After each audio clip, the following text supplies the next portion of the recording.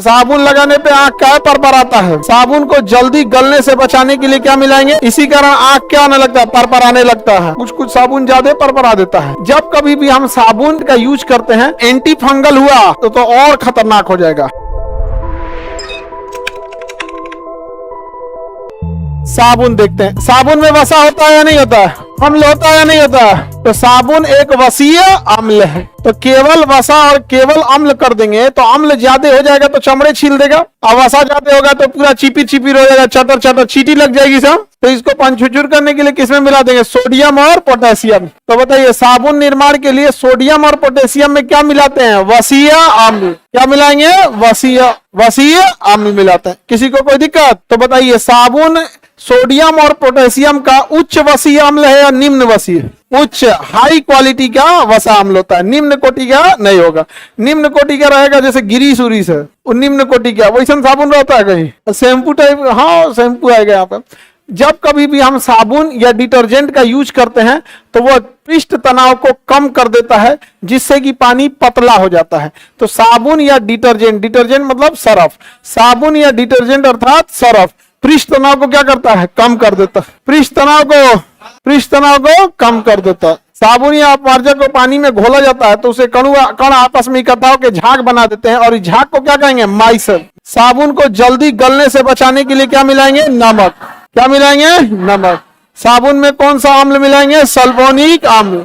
साबुन में कौन सा अम्ल? सल्फोनिक। इसी कारण आंख क्या आने लगता है? पर आने लगता है। तो साबुन लगाने पे आंख क्या पर आता है? हाँ सल्फोनिक अम्ल क्या आंख क्या हो जाएगा? पर आने लगेगा, लहरने लगता है आंख। यहाँ समझ में आ गया कि नहीं आएगा?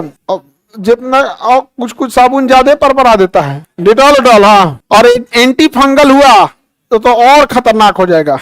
एंटी फंगल अगर हो गया तो शैम्पू में भी या साबुन में भी जैसे एंटी फंगल हो जाते हैं तो फिर वो ना किराना की दुकान पे नहीं मिलेगा, फिर मेडिकल स्टोर पे मिलेगा। जहां एंटी फंगल हुआ तो किस पे जाएगा? मेडिकल पे। तो मेडिकल वाले पे होगा। जैसे किसी के देह में छीलर पड़ जाए सब अठाई, तो भैंस उसमें पड़ जाते हैं सब, तो लाइफ बॉय से भैंस को नहवाइएगा। सरफ उरफ रह जाए तो उससे भैंस उसको नहलाता है। आगे बढ़े। साबुन में अम्ल पाया जाएगा या क्षार? क्षार कहाँ पाया जाता है? क्या पाया जाएगा? अम्ल पर। साबुन कठोर जल के साथ झाग देता है? नहीं, लेकिन डिटर्जेंट दे दे। ये टॉपिक तो जल का है। जब जल पढ़ा रहे थे तो बताए थे कठोर जल में कैल्शियम और मैग्नीशियम के बाइकार्बोनेट या सल्फेट जुड़े होते हैं।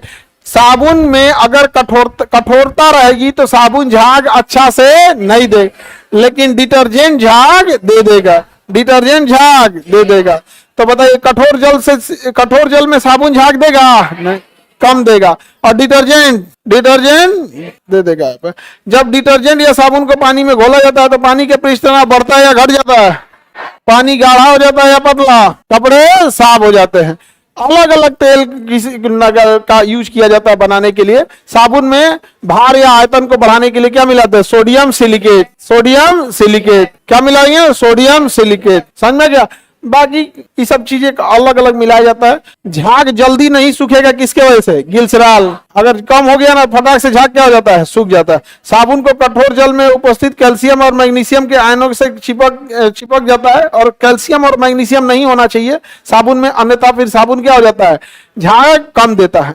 साबुन क्या करता है? झाग कम देने लगता है। आगे बढ़े। इसमें कौन सा एसिड मुख्य रूप से? लैरिक एसिड। और अगर उसे वही बात करते हैं हम साबुन में तो कौन सा? Sulphonic acid. क्या पा जाएंगे? Sulphonic acid. और डिटर्जेंट में लैरिक एसिड। डिटर्जेंट में कौन सा एसिड? डिटर्जेंट में लैरिक एसिड। कठोर जल से झाग देगा कि नहीं? साबुन में सल्फोनिक एसिड।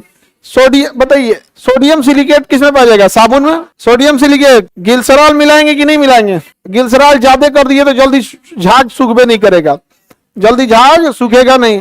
तो जितना झाग देगा किस पे डिपेंड करता है? ग्लिसरॉल पे। किसी साबुन में ग्लिसरॉल ज्यादा रहता है, बड़ी झाग दे देगा। किसमें? डब। अच्छा हाँ, अरे वो बड़ी थेथर साबुन है, छोड़बे नहीं करता है वो, समझे? महंगा साबुन होता है। डेली नहाओ लोग, साबुन की जरूरत नहीं पड़ेगी। लेकिन अगर 15-20 दिन पे एक बार नहाओगे तो डिटर्जेंट की जरूरत पड़ेगी। डिटर्जेंट